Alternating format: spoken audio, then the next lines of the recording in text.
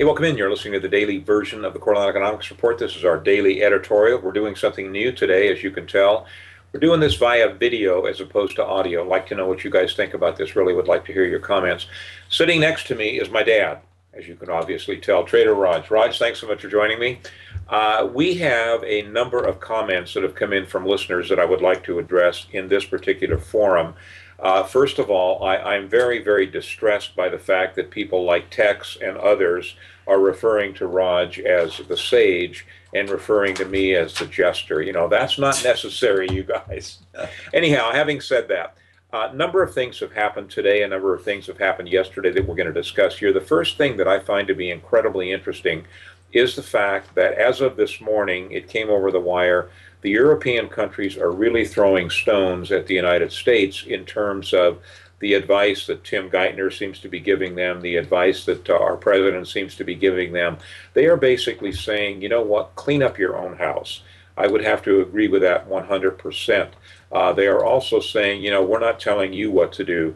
Don't tell us what to do. I find that dialogue right now to be very, very interesting because I think it's an indication of really how bad things are getting.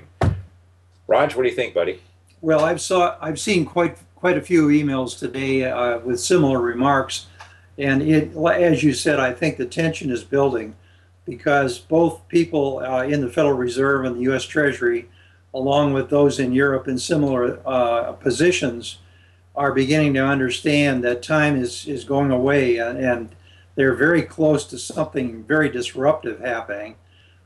We mentioned in another remark of ours today that we felt that they would have to come with some kind of very positive announcement in Europe and or in the U.S.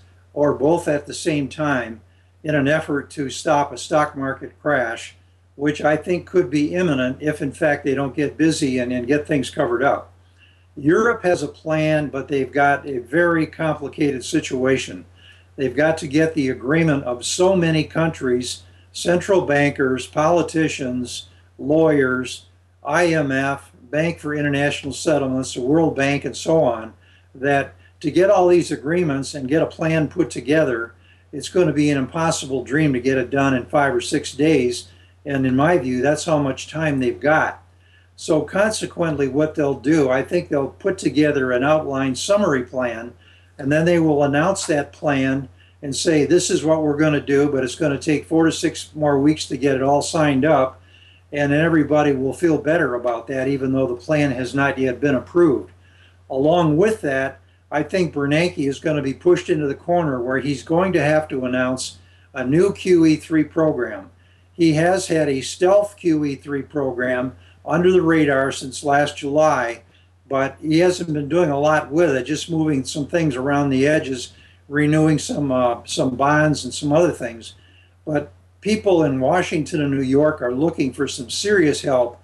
They want a big charge, something splendiferous announced that's going to give them the impetus to move forward in these markets, both in credit and in shares. Consequently, I think QE3 is on the horizon, and it's going to be coming pretty quick. To dream the impossible dream, isn't that interesting? Happens to be one of my favorite songs. Boy, in this case, I think I would have to sum up my feelings by telling you a response that I gave to one of our listeners in our comment section, which I want to stress, by the way, the comment section is really, really great, not because of me, not because of Raj, but because of you guys. I learned more from your comments, you know, to use the old expression, than I learned in 4 years of undergraduate economics study.